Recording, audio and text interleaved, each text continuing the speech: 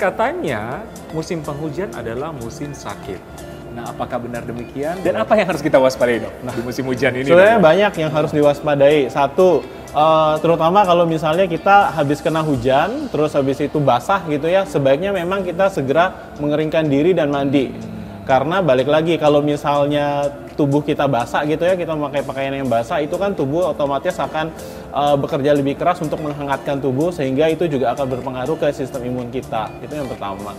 Yang kedua, kalau misalnya memang ada area yang akan kita lewati kira-kira banjir, ya sebisa mungkin kita hindari lah. Karena balik lagi tadi, air terkontaminasi itu juga bisa menjadi sumber dari penyakit-penyakit. Kemudian ya tadi, karena salah satu penyakitnya paling sering demam berdarah, ya berarti kita harus melakukan ya itu tadi 3M kalau dari pemerintah kita ya.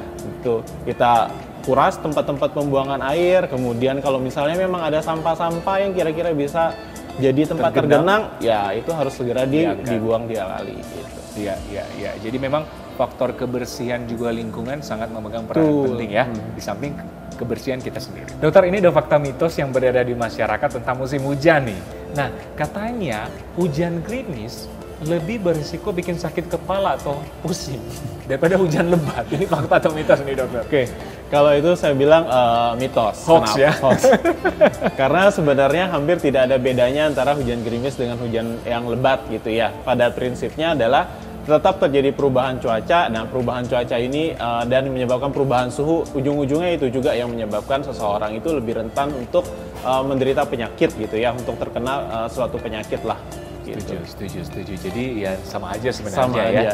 Kadang-kadang mindset seseorang sih yang harus dirubah. Nah, yang kedua ini, Dokter, ini pertanyaan nih.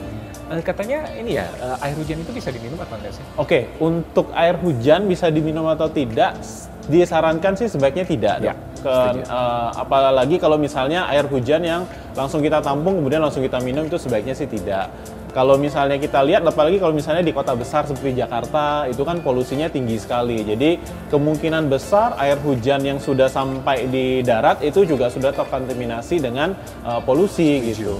Mungkin di beberapa daerah itu masih ada orang yang menampung air hujan, tapi sebaiknya itu juga diolah lagi sehingga cukup aman untuk dikonsumsi sehari-hari. Jadi tidak langsung diminum dari langsung turun hujan langsung diambil diminum gitu, sebaiknya sih tidak. Iya. Jadi harus difilter lah lebih bagus. Diolah lah. Jadi airnya itu cukup sehat dan cukup bersih untuk kita konsumsi.